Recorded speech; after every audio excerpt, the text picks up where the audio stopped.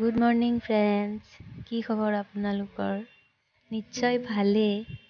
এতিয়া ৰাতিপুৱা উঠি বিচনাখন চাফা কৰি আছোঁ, পাৰি আছোঁ। এয়া মোৰ বিচনা পাৰা হৈ গ'ল। এতিয়া অলপ কাপোৰ আছে, সেইখিনি চাৰ্ফত তিয়াই থৈ দিওঁ, পিছত ধুই দিম। আৰু এইটো হৈছে আমাৰ বাথৰুম। এয়া বাবাৰ খিচিৰি বনাবৰ কাৰণে যোগাৰ কৰি আছোঁ, আৰু চব মই এনেকৈ লৈ আহোঁ, দালি, চাউল, মছলা চছলা চব। এয়া এটা চাইডে খিচিৰি বহাই দিছোঁ আৰু এটা চাইডে গাখীৰ উতলাই আছোঁ। আৰু অলপমান বাচন আছে, সেইখিনি ধুই লওঁ। খিচিৰি হৈ গ'ল, এতিয়া চাহ বনাই আছোঁ। আমি দুটাই অকণমান চাহ খাই পেলাই ওলাই যাম আৰু ভাত বনাব বৌহঁতৰ তাতে ভাত খাম দুপৰীয়া। দৌৰা দৌৰিয়ে লাগিছে, মানে মিলিয়ে নাহে, টাইমটো দেৰিকৈ উঠা যায় যে। আৰু গাখীৰো গুৱাহাটীৰ পৰাই লৈ আহিছোঁ। পুৰবী গাখীৰ ক'ত পায় বৰপেটাত নাজানো, সেইকাৰণে উতলাই ৰাখি আছোঁ। এয়া অকণমান চাহ খাই লওঁ। বাতিটো চাই নাহাঁহিব দেই, মোৰ মুখখনে ঢাক খাই যায়। বাতি মানে টিফিন হয় এইটো। বিস্কুট আৰু চাহ খাই আছোঁ। আৰু এয়া হৈছে ডাবৰ পানী। চাহ খোৱাৰ পিছত আনি দিলে, সেইকাৰণে খাই দিলোঁ। এয়া বাবাৰ খিচিৰিখিনি ঠাণ্ডা হ'ব দিছোঁ ইয়াতে। তাক খুৱাই লোৱা হ'লে মই আজৰি আৰু। এয়া খোৱা হৈ গ'ল। বাবাক ভাত চাত খোৱা হৈ গ'ল। এতিয়া জল্দি গা ধুই ৰেডি হৈ লওঁ। এয়া বাচন চাচন ধুই আজৰি, আৰু মোৰ গাখীৰখিনিও বইল হৈ গ'ল। এয়া গাখীৰ আৰু কাপোৰখিনি তিয়াই থৈছিলোঁ যে, সেইখিনিও ধুই দিলোঁ। আৰু এই চুন্নিখন ইয়াতে আছে, এইখন লৈ যাওঁ। আৰু ইয়াৰ দেখিয়ে থাকিব ভিডিঅ'ত। আৰু এইটো হৈছে বেলেগ ৰুম, এনেকৈ থৈ যাওঁ তুলিবোৰ। কিন্তু আমাৰ বেডৰুমতো তুলিখন এনেকৈয়ে থৈ যাওঁ ভাজ কৰি, নহ'লেতো জানেই আৰু চব লেতেৰা হৈ যায়। আৰু এই হৈছে বাচন, এইবোৰ এনেকৈ ঢাকি থৈ যাওঁ কাপোৰখনেৰে।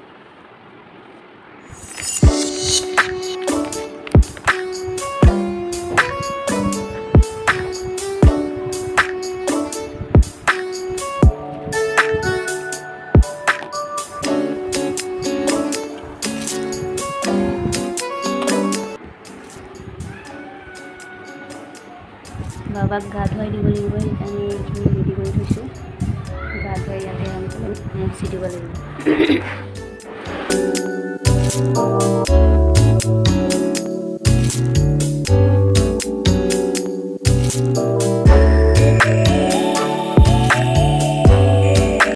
গাখীৰ, পানী এইবোৰ চব ৰেডি কৰিম, এইবোৰ লৈ যাওঁ।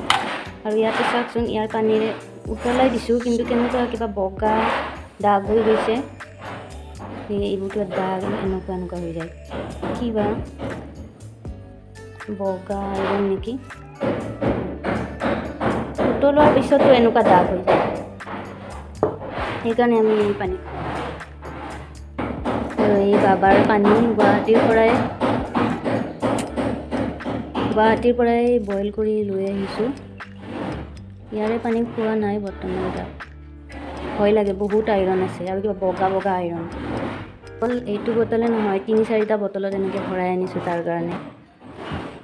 আৰু এই যে শব্দটো যে শুনি আছে, এওঁ কিবা টিনপাতখন চাফা কৰি আছে, সেইকাৰণে তাৰে শব্দ হয়।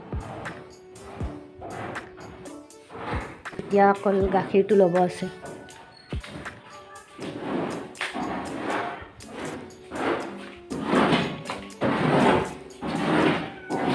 লাইন গ'ল, সেইকাৰণে পূৰা আন্ধাৰ।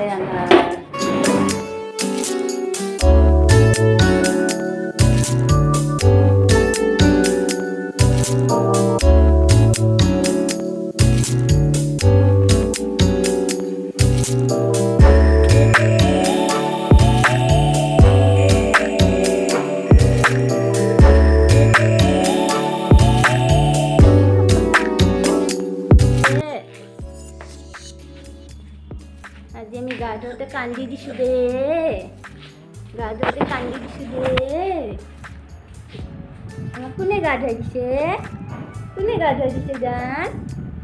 জান? এইটো কোনে গা ধুৱাই দিছে? বৌমাই বৌমাই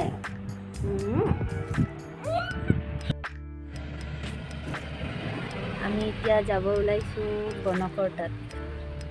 এয়া বাবা, এইযোৰ বাবাৰ আজি আউঠি আৰু মই পিন্ধিছোঁ এইটো কুৰ্তা আৰু এওঁ গৈছে এই দোকানখনত। ইয়াতে বৰষুণে নাই সেইকাৰণে গৰম পূৰা, বেনু চেনু গাঁঠিব নোৱাৰি আৰু মেলিতো মই চুলি মেলি ল'বই নোৱাৰোঁ, সেইকাৰণে পূৰা খোপা মাৰি লৈছোঁ আজি। তেতিয়াহ'লে যাওঁ তাতে চাই লওঁ, বস্তিখন বনাই লওঁ।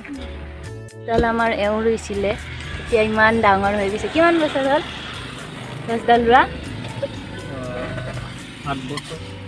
8 বছৰ হ'ল। গণকৰ তাত কামখিনি হৈ গ'ল। এতিয়া তাৰ পৰা বাহিৰে বাহিৰে আহিছোঁ এওঁৰ সখীয়েকৰ ঘৰত।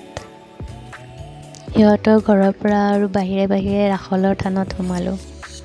বহুত টপ আছে ইয়াতে ৰাসলৰ থানত।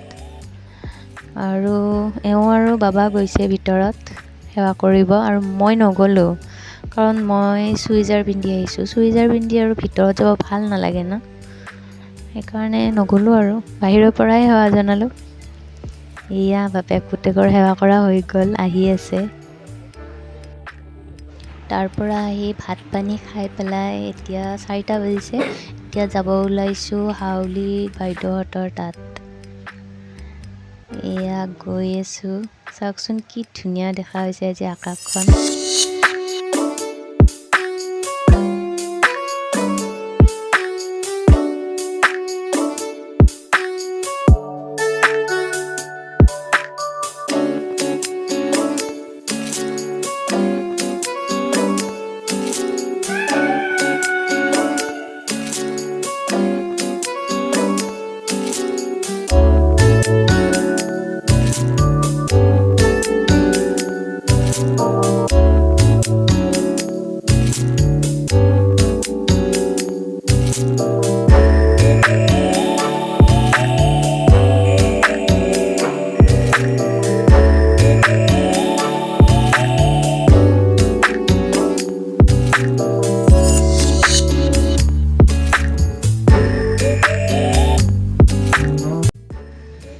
এয়া বাইদেউহঁতৰ ঘৰ পাই গ'লোঁ।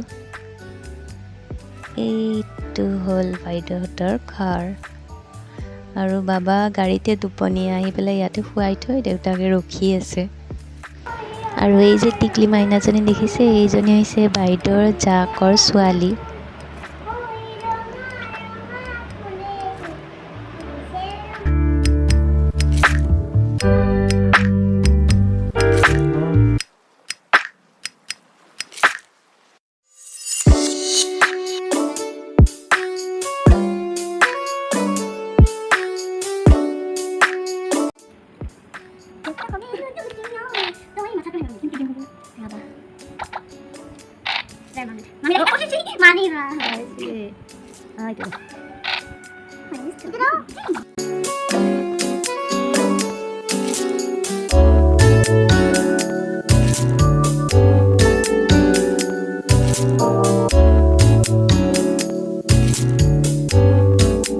এয়া হাউলিৰ পৰা আহি এওঁ ফাৰ্মাচীত সোমাইছে, কাৰণ গাখীৰ শেষ, নান কিনিব লগা হ'ল। এতিয়া আহিছোঁ ননন্দজনীৰ ঘৰত, তাই আৰু ৰাতি ভাত খাব মাতিছে।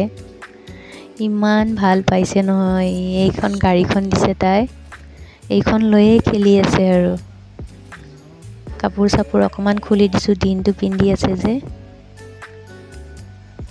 এয়া আমি দুটাই বহি আছোঁ, তাই ভাত বনাই আছে, নহ'লে ই চিঞৰিব ধৰে, ওচৰত এজন লাগেই থাকিব। কালি ৰাতি ভাত খাই 12টা মানত ঘৰত আহিলোঁ আৰু এই নেক্সট দিনা ৰাতিপুৱা 7টা মানতে ওলাইছোঁ গুৱাহাটী যাবৰ কাৰণে। যদি মোৰ ভিডিঅ'টো ভাল লাগিছে তেনেহ'লে লাইক আৰু ছাবস্ক্ৰাইব এটা কৰি দিব। Thank U.